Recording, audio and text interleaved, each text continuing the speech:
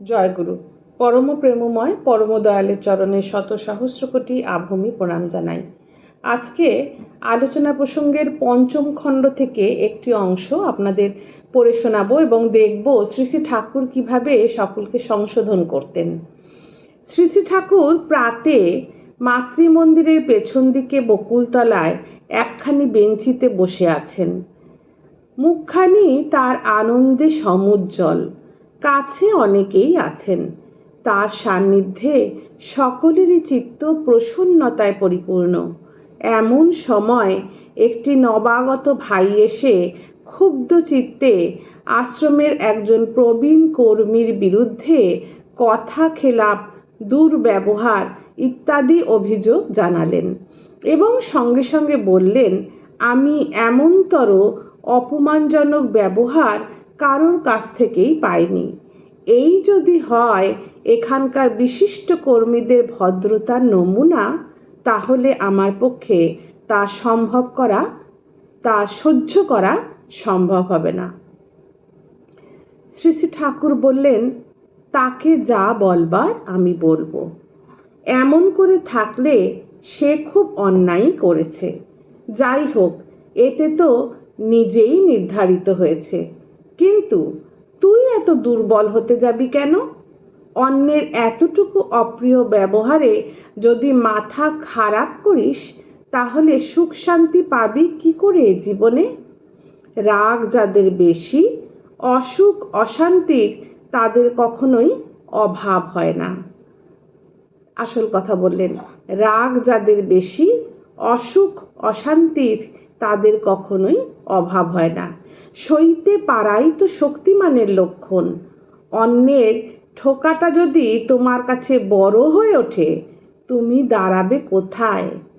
একজনের কাছে আঘাত পেয়ে সেখান থেকে আরেক জায়গায় যাবে, সেখানে আবার আঘাত খাবে, তখন আরেক জায়গায় যাবে। এইভাবে দানা বেঁধে তুলতে পারবে না কিছু। ভাইটি সব শোনা সত্ত্বেও বললেন, আপনি নিজেই তো বলেছেন দাদা অন্যায় করেছেন। এই অন্যায় করেছেন এই কথাটাই আমার কাছে স্বীকার করুন। আমি এর প্রতিবিধান চাই। শ্রী শ্রী ঠাকুর গম্ভীর কণ্ঠে বললেন, সেই ব্যবস্থাই করছি, দাঁড়া। পরক্ষণে যার বিরুদ্ধে অভিযোগ সেই দাদাটিকে ডাকিয়ে জিজ্ঞাসা করলেন, আপনি ওর কাছ থেকে 2 টাকা ধার নিয়েছিলেন? তিনি বললেন, হ্যাঁ। শ্রী শ্রী ঠাকুর বললেন, কবে দেবার কথা ছিল? উক্ত দাদা, আজ, এবং ওকে ওর টাকা দেব বলে আমি জোগাড়ও করে রেখেছি, কিন্তু আমি একটা জরুরি কাজে ব্যস্ত ছিলাম। সেই সময় টাকার তাগাদা করায় আমি বিরক্ত হয়ে 2 কথা শুনিয়ে দিয়েছি। শ্রী শ্রী ঠাকুর বললেন, অসময়ে বিরক্ত করুক বা নাই করুক, আপনার কাছে যখন ওর প্রাপ্য আছে এবং আজই যখন তা দেবার কথা না বাড়িয়ে তখনই দিয়ে দেওয়া উচিত ছিল, বিশেষত ওই টাকা যখন আপনার জোগাড় ছিল। আপনার ব্যবহারে ও নাকি খুব অপমানিত হয়েছে। আপনি ব্রাহ্মণ সন্তান না হলে ওর পা ধরে ক্ষমা চাইতে বলতাম। যা হোক, আপনি এখনই সবার সামনে হাঁটু গেড়ে বসে ওর কাছে ক্ষমা চান এবং ওর প্রাপ্য টাকা দুটো ওকে দিয়ে দেন। দাদাটি আন্তরিকভাবে তাই করলেন। ভাইটি নিজের জিদের জন্য একটু লজ্জিত হলেন।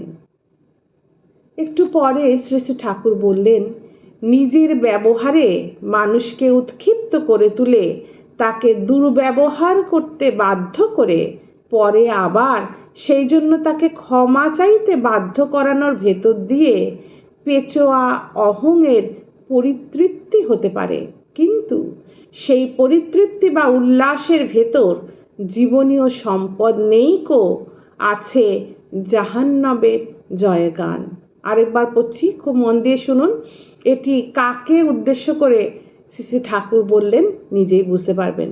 শ্রী শ্রী ঠাকুর বললেন, যখন দাদাটি আন্তরিকভাবে ক্ষমা চাইলেন তখন একটু পরে শ্রী শ্রী ঠাকুর বললেন, নিজের ব্যবহারে মানুষকে উৎক্ষিপ্ত করে তুলে তাকে দুর্ব্যবহার করতে বাধ্য করে পরে আবার সেই জন্য তাকে ক্ষমা চাইতে বাধ্য করানোর ভেতর দিয়ে পেচোয়া অহংয়ের পরিতৃপ্তি হতে পারে, কিন্তু সেই পরিতৃপ্তি বা উল্লাসের ভিতর জীবনীয় সম্পদ নেই কো, আছে জাহান্নামের জয়গান।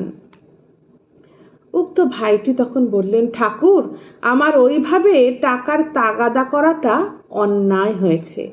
শ্রী শ্রী ঠাকুর বললেন, তার চাইতেও অন্যায় হয়েছে বয়োজ্যেষ্ঠ ব্যক্তি সম্বন্ধে এমন উদ্ধত ও অনমনীয় মনোভাব পোষণ করায় যে সে এসে ক্ষমা না চাওয়া পর্যন্ত তুমি শান্ত হতে পারলে না। শ্রী শ্রী ঠাকুর বললেন যে তোমার তো অন্যায় হয়েছে এই বয়োজ্যেষ্ঠ ব্যক্তি সম্পর্কে এরকম উদ্ধত অনমনীয় মনোভাব পোষণ করেছ এবং সে এসে ক্ষমা না চাওয়া পর্যন্ত তুমি শান্ত হতে পারলে না। নীরব পরক বাদ দিয়ে এইভাবে আত্মাভিমানকে প্রশ্রয় দিয়ে দেখো দুনিয়ায় শেষ পর্যন্ত কজন বান্ধব থাকে তোমার। উক্ত ভাই বললেন, ঠাকুর, আমি এখন বুঝতে পারছি আমি সত্যিই দোষী। শ্রী শ্রী ঠাকুর বললেন, যদি বুঝেই থাকো যে তুমি অপরাধ করেছ, তবে যার প্রতি অপরাধ করেছ তাকে খুশি করাই তো মহত্বের লক্ষণ।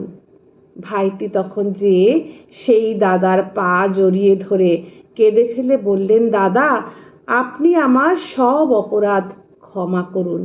দাদাটি তখনই তাকে উঠিয়ে নিয়ে দৃঢ় আলিঙ্গনে আবদ্ধ করলেন। বললেন, দূর পাগল, আমি কি তোর ওপর রাগ করে থাকতে পারি? আলিঙ্গনবদ্ধ অবস্থায় উভয়েরই চোখ দিয়ে নীরব অশ্রুধারা বইতে লাগলো। মিলনের সেই স্বর্গীয় দৃশ্য দেখে উপস্থিত সকলেরই মন প্রাণ উল্লসিত হয়ে উঠল। শ্রী শ্রী ঠাকুরের মুখেও নেমে এলো তৃপ্তি প্রসন্ন হাসির উজ্জ্বলতা। তাহলে দেখুন, এই ঘটনায় শ্রী শ্রী ঠাকুর একসাথে দুইজন ব্যক্তিকে সংশোধন করলেন। যে টাকা দিয়েছে, ধার নিয়েছে যার কাছ থেকে, তার কাছে টাকার জোগাড় করা সত্ত্বেও টাকার জোগাড় তার হয়ে গেছিল, কিন্তু সে যখন তাগাদা দিয়েছে সে তাকে টাকাটা না দিয়ে দুর্ব্যবহার করেছে, কেননা সে তখন একটা গুরুত্বপূর্ণ কাজে ব্যস্ত ছিল। আবার যে টাকা দিয়েছে সে একজন বয়োজ্যেষ্ঠ ব্যক্তি সম্বন্ধে উদ্ধত মনোভাব প্রকাশ করেছে এবং সবার সামনে তাকে ক্ষমা চাইতে বাধ্য করেছে। দুইজনই কিন্তু নিজের কৃতকর্মের জন্য লজ্জিত হয়েছে এবং ঠাকুরের সামনে ভুল স্বীকার করে তারা সংশোধনের পথে চলেছে। এই হলেন শ্রী শ্রী ঠাকুর। তিনি সবাইকে সংশোধনের পথ দেখান। প্রত্যেকেই যারা ঠাকুরকে ভালোবাসেন তারা কিন্তু সংশোধিতই হয়ে যায়। আজ এতখানি থাক। জয় গুরু। বন্দে পুরুষোত্তম।